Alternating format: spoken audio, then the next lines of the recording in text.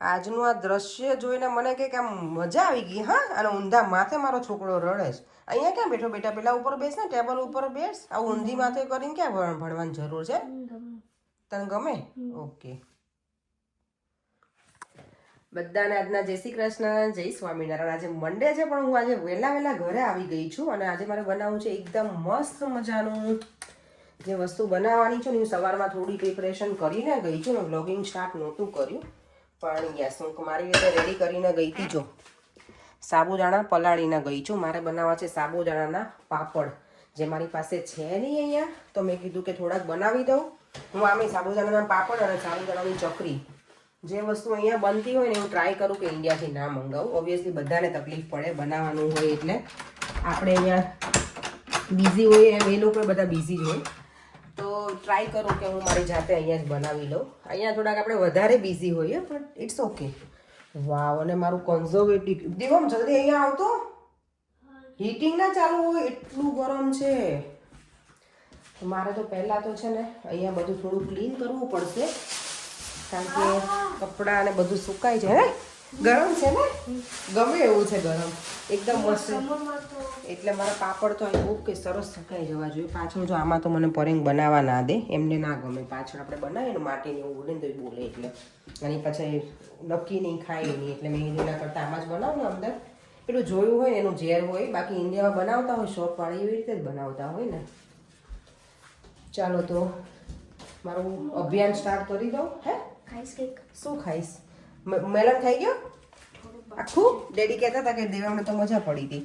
હું ખાઈ લે. ચલો આપું. ચાલો તો પ્રિપરેશન કરું ને એ બતાવતી જઈશ હું કેવી રીતે બનાવવાની છું. આજે હું કંઈક અલગ રીતે બનાવવાની છું, તો એ તમારી સાથે હું જરૂરથી શેર કરીશ. અને ચલો દેવમને હું છે ને કંઈક બનાવી આપું ત્યાં સુધીમાં. અને મારું ડિનરે આજે હું વિચારું છું કે વઘારેલી ખીચડી બનાવી નાખું. યસ દેવમ. મારા લાડવા જો હવે એક જ બચ્યો છે. દેવમને લાડવો ખાવો હશે તો એ આપીશ. સમોસા અત્યારે બેટા? હે, સમોસા? ચાલ છાણાવાનું.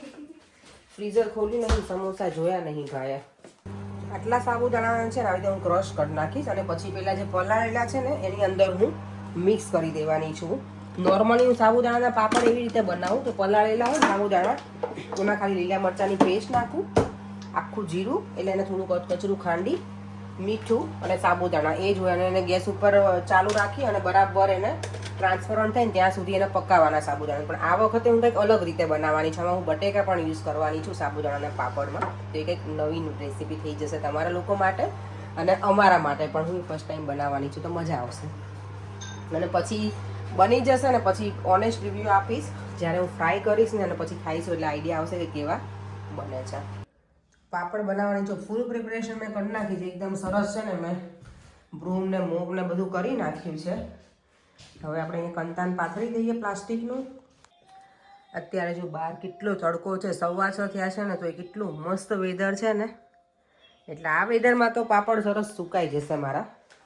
કાલે જ છે તડકો, એટલે જ મેં આજે કીધું કે આજે બનાવી નાખું ને તો કાલે તડકો છે ને તો પ્રોપર સુકાઈ જાય. અને હવે ચલો સાબુદાણા મારા ઓલમોસ્ટ થઈ ગયા છે. અહીંયા મેં આ બટેકાનું છીણ કરી નાખ્યું છે. 2-3 પાણીથી મેં એને બરાબર વોશ કર્યું છે, પણ હજી પણ હું કરી નાખીશ કરતાં પહેલાં, પેલું ઉકાળતા પહેલાં. એટલે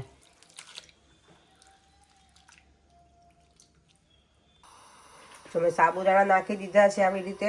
પાણી મેં કોઈ મેઝરમેન્ટ નથી લીધું. અને અહીંયા હવે આ બટેકાની જે છીણ છે ને એને પણ જોડે જ નાખી દઈએ. એટલે છે ને આ જ્યાં સુધીમાં બધું બફાય ને ત્યાં સુધીમાં છીણ પણ બરાબર બફાઈ જાય અને પ્રોપર એક રસ થઈ જાય.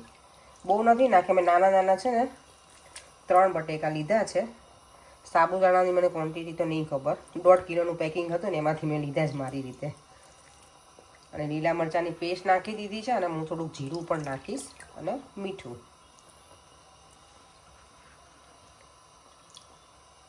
છીણ એટલું સરસ લાગે છે ને. જો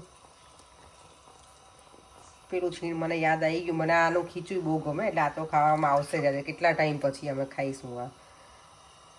હું છે ને ફરાળમાં નોર્મલ મીઠું જ યુઝ કરું, પણ આ વખતે કાનાના મમ્મી છે ને કાકી કે એ નહીં વાપરવાનું, કે સિંધાલો સોલઠું આવે નહીં જ વાપરવાનું. તો આ વખતે હું લઈ આવી હતી ને, તો હવે આપણે પાપડ બનાવવા છે ને તો એમાં પણ આ જ યુઝ કરીશ હું. કે ફરાળ ખાય આપણે હોય ને એમાં કે આપણું નોર્મલ સોલ્ટ યુઝ નહીં કરવાનું. તો આ વર્ષોથી હું આ જ કરું છું. મેં કીધું નોર્મલ તો કે નહીં કરવાનું સારું. તો જાગ્યા ત્યારથી સવાર. અને જો અહીંયા તો સાબુદાણા ટ્રાન્સપરન્ટ થવાય લાગ્યા છે, બોલો થોડી વારમાં. તો હજી આમાં પાણી મારે ઘણું એડ કરવું પડશે, કારણ કે આ છે ને એકદમ લિક્વિડી રાખવાનું. તો પછી જ્યારે આપણે આને ચમચા જ કહેવાય, ચમચા પાડતા જવાના અને રાઉન્ડ રાઉન્ડ બનાવતા જવાનું. પણ લિક્વિડી હોય ને તો જ સરસ બને, નહીં તો શું થાય, બને તો સારા પણ પછી બહુ જ જાડા બને અને પછી એને સૂકવવામાં તકલીફ પડે અને એ બહુ મજા ના આવે જાડા એકદમ બને ને તો. ચાલો હવે આપણે પેલા પાણી એડ કરી દઈએ, સોલ્ટ એડ કરી દો એમાં થોડું, એટલે બરાબર બધું પાકી જાય ને ઉકળી જાય ને એટલે મસ્ત થઈ જશે ખીચું આપણું. જો અને મેં જીરું પણ એડ કરી દીધું છે હવે, એટલે બધું જ એડ થઈ ગયું છે. સાબુદાણા, પછી લીલા મરચાંની પેસ્ટ, આખું જીરું, સોલ્ટ અને બટેકાની છીણ એટલું એડ કરી દીધું છે ને આટલું મેં લિક્વિડી રાખ્યું છે. હજી કદાચ પાણીની જરૂર પડશે ને તો નાખીશ પછી, અત્યારે આટલું રહેવા દઈએ. ઉકળે છે ને ત્યાં સુધીમાં હું મારું ડિનર જે બનાવવાનું છે ને એની પ્રિપરેશન કરી દઉં, કારણ કે ઓબ્વિયસલી આપણે તો કેટલા બધા કામ હોય ઘરે હોઈએ એટલે. ઘરે તો નહોતી, જો કે હું સલૂન પર જઈને આવી છું, પણ આજે અર્લી ફિનિશ કર્યું, કારણ કે બેંક હોલિડે છે ને તો નોર્મલી અમારો ટાઈમિંગ હોય 7નો, પણ બેંક હોલિડેના લીધે અર્લી અહીંયા બધું બંધ થઈ જાય. તો આજે 5 વાગ્યાનું હતું ફિનિશિંગ, એટલે એ થઈ ગયું છે ને. અહીંયા જો આટલા બધા ચણા પલાળી દીધા છે મેં આજે સવારમાં. કિલો ચણા ઉપર છે આઈ થિંક મને. આવતીકાલે છે પાછો પાણીપુરીનો પ્રોગ્રામ. એટલે કેટલી બધી પ્રિપરેશન કરવાની છે. શું બેટા? ઓકે હા ચલો હું બંધ કરી દઉં છું. જો મારું એકદમ મસ્ત સાબુદાણા અને પાપડ બનાવવાનું જે ખીચું હોય ને રેડી થઈ ગયું છે. મેં આટલું લિક્વિડ રાખ્યું છે, હજી થોડુંક ઠંડુ થાય ને પછી હું સ્ટાર્ટ કરીશ બનાવવાનું. અને અહીંયા મારી વઘારેલી ખીચડી પણ મેં બનાવવા માટે મૂકી દીધું છે.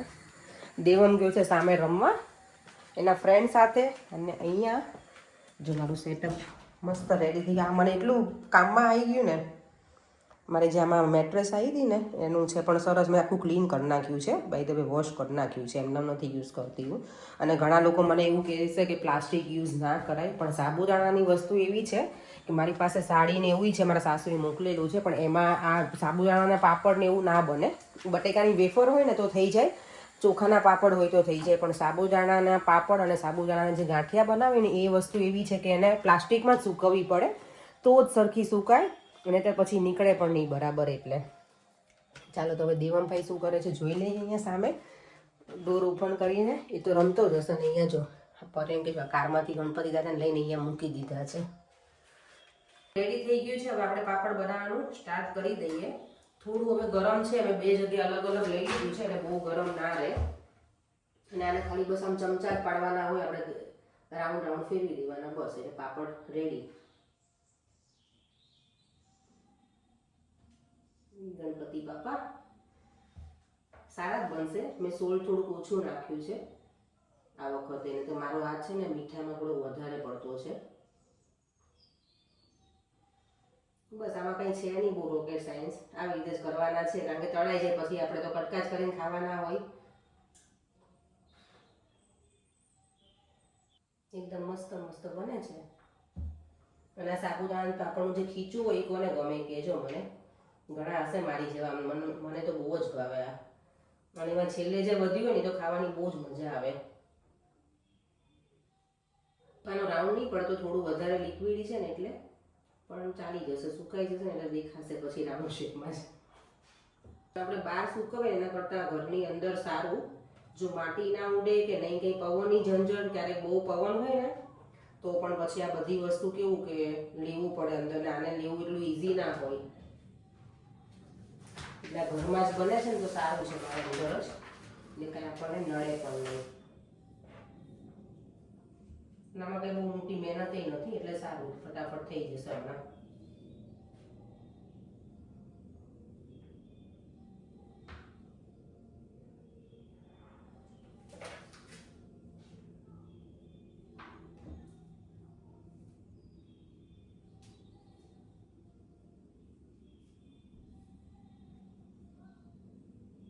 જેમ ઠંડુ થાય છે ને એમાં પછી આનું જે એનું બેટર કહેવાય જે ખીચું એકદમ ઠીક થતું જ જાય છે.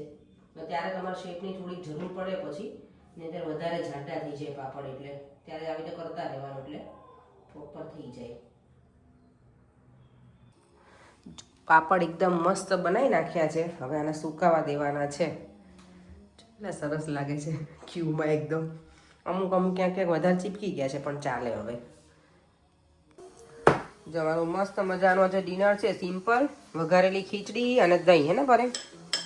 મેં તો સાબુદાણા પાપડ બનાવી નાખ્યા પરે. હવે તમારે ફાસ્ટિંગ હોય ને ત્યાં તળીને ખવડાવીશ. ખીચડી બરાબર છે. દેવામ ચાલ ને બેટા. દેવામ જો ઊંધામાંથી એટલો રડે છે ને, મેં કીધું ને કેટલું બાકી, તો કે બહુ બધું બાકી. ચાલ ઊભો થા. મારા દીકરો જો સોફો મૂકીને અહીંયા નીચે બેસી ગયા છીએ. નીચે અમે એટલે બેઠા છીએ. મારો દીકરો છે ને મને મસાજ કરી આપતો હતો ને બેટા, એટલે દેવામાં મને થોડી વાર દેવું. તું જો તને ઠંડી ચડી લાગે છે જો, હે ને ગુસ્કમ થઈ ગયું છે. ગુસ્કમ આજે છે ને ક્લાયન્ટની શું મને ક્લાયન્ટ આવડી જાય છે. આખો દિવસ ક્લાયન્ટ કરતા એટલે વ્યુઅર્સની કોમેન્ટ છે. શું કીધું દેવા મેં તને? કયું નામ કીધું? પૂનમ ના, મને જોવું પડશે, સોરી. પૂનમ કસુંદરા એમનું આઈડી છે. એમની કોમેન્ટ છે કે હું પણ તમારી જેમ વર્કિંગ વુમન છું અને જ્યારે બહુ થાકી જાઉં ત્યારે તમારા વિડીયો જોઈને મને મોટિવેશન મળે છે. તો મને મજા આવી ગઈ એ કોમેન્ટ વાંચીને તો. અને કે તમારો અવાજ પણ બહુ સરસ છે. તો થેન્ક યુ સો મચ. હવે આપણે વર્કિંગ વુમન તો હોઈએ જ, બહાર કરતા હોઈએ, પણ ઓબ્વિયસલી આપણે હાઉસવાઈફનું જે ભૂમિકા છે ને એ પણ ઘરમાં નિભાવવી જ પડે. આપણું જે કામ હોય તો કરવું જ પડે. અને છોકરાઓ નાના હોય એટલે એની બધી આપણે લેડીઝને છે ને બહુ બધા રોલ નિભાવવાના હોય. ઓબ્વિયસલી મેન્સને પણ હોય, પણ આપણે એમના કરતા વધારે. છોકરાને શું હોય કે તો હે રમવાનું એ, હા હોમવર્ક, એને હેલ્પ કરવાનું. એને જો કેવું કીધું, છોકરાઓને બહુ બધા રોલ હોય, રમવાનું, હોમવર્ક અને હેલ્પ કરવાનું. ગુડ. હા, બહુ બધા રોલ હોય. હા, પણ જેમ તમારા લોકોને છે ને મમ્માને અને ડેડીને જે હોય ને વર્કનું સ્ટ્રેસ લેવલ ને એવું તમારા લોકો ના હોય ને? હોય, હોમવર્ક હોય. ઓકે, પણ તું તો સ્ટ્રેસ લેવો છે જ નહીં. તને એક્ઝામમાં તું છે ને કઈ સ્ટ્રેસ લેવો છે નહીં દેવમ.